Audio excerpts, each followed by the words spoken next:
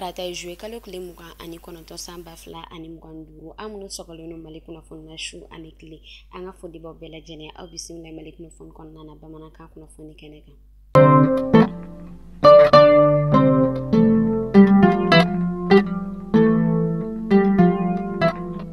Kunnafoni daminɛna ka sanga ni an ka kɛlɛkɛcɛw olu ka kunnafoniya kɔnɔna fɛn min an ka kɛlɛkɛcɛw ye olu bala ka wuli ka jɔ sabati an ka jamana fan 14 bɛɛ lajɛlen kɔnɔna walasa ka jamanadenw ale n'u bololafɛnw ko olu bɛɛ lajɛlen kisi o hukumu de kɔnɔna an bɛ taa Segukaw olu fɛ yen nɔ Segu marabolo min bɛ yen nɔ ni ale bɛ wele ko Zanbila ni a bɛ Saro ale cercle fɛ a yirala k'a fɔ bingani wale tigilamaw taara ka bingani wale kɛ ka ni marabolo ko fɔta in ka ale sɛgɛrɛ sibiri don juillet kalo tile 26 san 2025 kɔnɔna a yirala k'a fɔ u ani bingani wale yɛrɛ kɔni senfɛ fɛn yɛrɛ kɔni maa 9 ɲɔgɔn kɔ olu yɛrɛ kɔni bɔnɛna u ni na. Ka sanga ni an ka kɛlɛkɛcɛw olu ka wuli ka jɔ kɔnɔna ye an bɛ taa Kidali dɔgɔkun tɛmɛnen fɛn min an ka kɛlɛkɛcɛw ye ni olu kun da ani fiskan a yirala k'a fɔ kunu tɛnɛ don juillet kalo tile 28 san 2025 an ka kɛlɛkɛcɛw olu yɛrɛ kɔni sela Kidali min yɛrɛ tagali la n'u ma kɔlɔlɔ foyi sɔrɔ a kɔnɔna na a yirala k'a fɔ an ka kɛlɛkɛcɛw ka mobili caman olu yɛrɛ kɔni sela Kidali k'a sɔrɔ u ma kɔlɔlɔ fosi sɔrɔ min b'a yira k'a fɔ an ka lakana tigilamaw u b'a la ka wuli ka jɔ sabati walasa fɛn yɛrɛ kɔni bingani wale o bɛ se ka dɔgɔya an ka jamana kɔnɔna na. Sisan an bɛ to lakana ale kunnafoniya kɔnɔna na an bɛ taa Sikaso Kɛnɛdugu k'a daminɛ juillet kalo tile 11 na ka taa don juillet kalo tile 21 na san 2025 fɛn min yɛrɛ kɔni Sikaso ale commissariat ji 2e arrondissement maaw ye olu bɔla ka wuli ka jɔ sigi sen kan ka tigɛda kɛ maa 9 ɲɔgɔn kɔ ka maa 9 min ni a yirala k'a fɔ sigana o kɛlen don ni maa 9 ninnu na kosɛbɛ ka sababuya kɛ u y'a yira k'a fɔ u bɔla ka moto 7 suyɛnen sɔrɔ ni maa 9 ninnu bolo moto min ni olu yɛrɛ kɔni bɔyɔrɔ ma se ka dɔn o tɛmɛnen fɔ ka taa se téléphone ma fɔ ka taa se minɛnmisɛnnin caman ma ko o kɔni tun bɛ ni maa ko fɔta ninnu bolo ani fɛn min yɛrɛ kɔni moto fasadi ye ko o bɛɛ kun b'u bolo o y'a yira k'a fɔ ko u yɛrɛ kɔni si sanga b'a daminɛ san 17 la ka taa a yɛrɛ sɔrɔ san 43 ɲɔgɔn kɔ la ni yɛrɛ kɔni kɛla dabali ka ban koba ka sababuya kɛ fɔlɔ cɛ min yɛrɛ kɔni sifinnakaw olu kɔni kun dɔnnen don ni baara ye nka an bɛ wagati min na i n'a fɔ sisan nɔ fɛn min yɛrɛ kɔni suyɛnni tilancɛ ye a yɛrɛ kɔni bɛɛ bɛ taa a yɛrɛ sɔrɔ sifinnakaw olu yɔrɔ o hukumu de kɔnɔna na fɛn min ye Sikaso ale lakana tigilamaw u yɛrɛ kɔni kɛlen don ka tigɛda kɛ ni maa ko fɔta ninnu yɛrɛ kɔni kan u ni hakɛ min ka kan ka u daw kan fɛn min yɛrɛ kɔni Sikaso lakana tigilamaw ka ɲɛmaa ye a bɔla ka foli bila kɛ ka ɲɛsin a ka kɛlɛkɛcɛw ma ka sanga ni u ka nin wuli ka jɔ ye. L'activiste Tayiruba a yirala k'a fɔ ko mandat de dépôt o yɛrɛ kɔni bilala ale kɔ kan ka sanga ni a ka foroba kumaw ye kuma minnu ni olu yɛrɛ kɔni ma kɛ kuma ɲɛnama o hukumu de kɔnɔna na mandat de dépôt o yɛrɛ kɔni bilala Tayiruba ale kan a yirala k'a fɔ fɛn min yɛrɛ kɔni a ka kiiri tigɛlen o yɛrɛ kɔni labɛnnen don ka bɛn septembre kalo tile 29 san 2025 kɔnɔna na. Walasa ka dun ka fa ale ni lakana ko o sabati baarakɛlaw ale ni fɛn yɛrɛ kɔni sɛnɛkɛlaw ka jɛkuluba min bɛ yen nɔ ni a bɛ wele ko Senope ale kɔni bɔla ka dɛmɛ don ka ɲɛsin ni burusi kɔnɔ muso olu ma ye a yirala k'a fɔ u bɔla ka sefa wari miliyɔn 60 ɲɔgɔn kɔ ko o yɛrɛ kɔni don minɛnw na minɛn minnu ni olu yɛrɛ kɔni bɛ se ka ni maa ko fɔta ninnu dɛmɛ sɛnɛko kun kan fɔ ka taa se dumuni bayɛlɛma o kun kan ka di ni maa ko fɔta ninnu ma k'a daminɛ sifinnakaw ka jɛkulu la fɔ ka taa se musolakaw olu ka jɛkulu ma kɛrɛnkɛrɛnnenya la musolakaw olu ka jɛkulu min bɛ yen nɔ ni ale bɛ wele ko FENAFE ale ni fɛn yɛrɛ kɔni sifinnakaw olu ka jɛkulu ni ale bɛ wele ko FENAGE u bɔla ka dɛmɛ don ka ɲɛsin ni maa ko fɔta ninnu ma a yirala k'a fɔ jɛkulu 32 ɲɔgɔn kɔ olu de kɔni bɔla ka dɛmɛ sɔrɔ min bɛ tali kɛ fɛn min yɛrɛ kɔni sɛnɛkɛfɛnw ye fɔ ka taa se mansiniw ma ani fɛn min yɛrɛ kɔni moto ye ani katakata ni a ɲɔgɔnna caman maa minnu ni u yɛrɛ kɔni bɔla ka dɛmɛ sɔrɔ u y'a yira k'a fɔ ko a yɛrɛ kɔni jala u ɲɛ kosɛbɛ ko nin bɛna kɛ sababu ye k'a to u yɛrɛ kɔni bɛ se ka u yɛrɛ dɛmɛ ka sɔrɔ u ma sigi mɔgɔ la.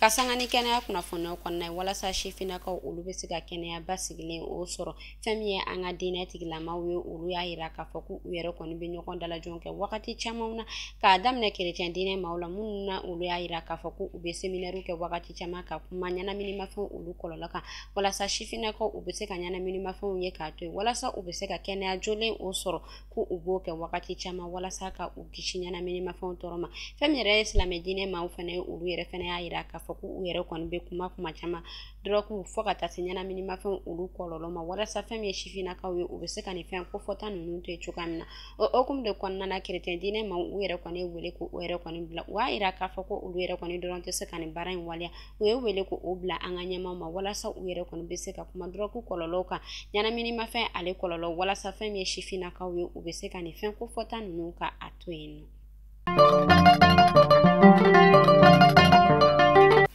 An bɛ taa Burɛmkaw olu fɛ yen nɔ karidenw juye kalo tile 27 san 2025 fɛn min ye an ka lakana tigilamaw ka mobili kɛrɛnkɛrɛnnenya la groupement tactique interarmé a yirala k'a fɔ olu yɛrɛ ka bolimafɛn o taala binni wale tigilamaw ka fɛn cɛjugu minnu bɛ don dugukolo jukɔrɔ o kan bariyakaw olu fɛ yen nɔ Burɛmu ale marabolo kɔnɔna na a yirala k'a fɔ ni yɛrɛ kɔni kɛla sababu ye k'a to fɛn min yɛrɛ kɔni maa kelen o bɔnɛna ani na maa caman olu yɛrɛ kɔni jogila maa minnu ni olu yɛrɛ kɔni jogila a yirala k'a fɔ fɛn min an ka kɛlɛkɛcɛw ka hélicoptère o yɛrɛ kɔni nana ni maa kofɔta ninnu ta ka u kunda Gawo ale kɛnɛyaso kan walasa furakɛli joona u bɛ se ka kɛ ni maa kofɔta ninnu na min bɔnɛna ani na an bɛ Ala deli badane ma Ala ka adi ani alisilamɛsu bɛɛ lajɛlen ma minnu yɛrɛ fɛnɛ jogila an bɛ Ala deli Ala ka nɔgɔya kɛ u bɛɛ lajɛlen. Sirima Sakoni ale conseil national de la société civile o kun vice-président ni APCAM makunu daba masa o ka wele sela ale ma dɔgɔkun kɔnɔna na a yirala k'a fɔ ale ka suturalu yɛrɛ kɔni kɛla kunu tɛnɛndon juillet kalo tile 28 san 2025 kɔnɔna na an ka premier ministre ani a ka marabolo ma olu kɔni bɔla ka taa kɛnɛ kan ka taa foli bila ani tasibila kɛ ka ɲɛsin banbagatɔ ma an bɛ Ala deli badane ma Ala ka adi ani alisilamɛsu bɛɛ lajɛlen ma ka anw yɛrɛ ɲɛ ka an ta don kɔnɔ. An bɛ taa Gɔnakaw olu fɛ yen nɔ tɛnɛndon juillet kalo tile 28 san 2025 sɔgɔmada fɛ a yirala k'a fɔ fɛn min yɛrɛ kɔni ye samaden 3 ye ko o yela Guana ale marabolo kɔnɔna na ani Madina Jasa ale la Guana ale commune fɛ kɛrɛnkɛrɛnnenya la Yanfoyila cercle ale la fɛn min yɛrɛ kɔni eaux et forêts maaw ka ɲɛmaa ye fo ka taa se u ka sigida ɲɛmaa ma ani u ka donso ɲɛmaa u bɔla ka wele ko u bila donso ma walasa u bɛ se ka wuli ka jɔ sigi sen kan ni bagan kofɔta ninnu ko u kɔlɔsi walasa u kana na kɔlɔlɔ se dugudenw ma.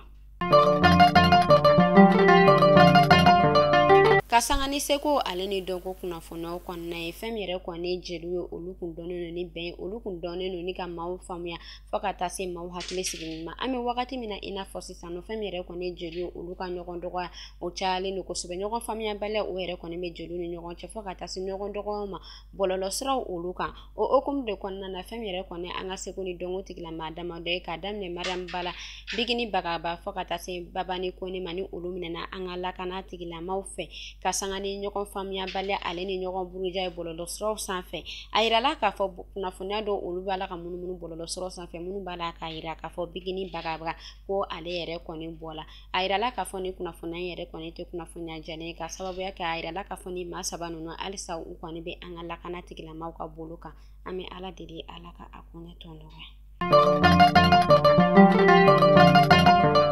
Kunnafoni kuncɛla an bɛ taa République démocratique du Congo la RDC a yirala k'a fɔ fɛn min Congo kɛlɛkɛcɛw ye olu bɔla ka dankari kɛ binganiwale tigilamaw la min kɛla sababu ye ka to u kɔni b'a la ka futɛnɛ ka kɛ u ka civiliw kan o y'a yira k'a fɔ civilidon su juillet kalo tile 26 san 2025 fɛn min ye binganiwale tigilamaw ye u taala ka taa binganiwale ko o ta ka Congo église dɔ kɛ sɛgɛrɛ min kɛla sababu ye k'a to maa 40 ɲɔgɔn kɔ o bɔnɛna ani na o y'a yira k'a fɔ maa 40 ninnu na fɛn min yɛrɛ kɔni cɛlaka ye ko o yɛrɛ kɔni bɛ taa a yɛrɛ sɔrɔ 15 ɲɔgɔn kɔ la fɛn min yɛrɛ kɔni musolakaw ye ko olu bɛ taa u yɛrɛ sɔrɔ 19 ɲɔgɔn kɔ la fɛn min ye sifinnaka ye ko o bɛ taa a yɛrɛ sɔrɔ 9 o ɲɔgɔn kɔ la kunnafoniyaw y'a yira k'a fɔ ko kabi sufɛ fan fɛ nɛgɛ kanɲɛ 19 waati fɛn min yɛrɛ kɔni marifacikan ye ko o tun bɛ ka bɔ ni marabolo kofɔta ye ale kɔnɔna na u ka nin binganiwale yɛrɛ senfɛ u y'a yira k'a fɔ ko u taala n'u ka sifinnaka denmisɛn dɔw yɛrɛ kɔni ko wa k'u bɛ ka taa ni sifinnaka ninnu ka taa olu yɛrɛ kɔni dege kɛlɛ ale kɛcogo la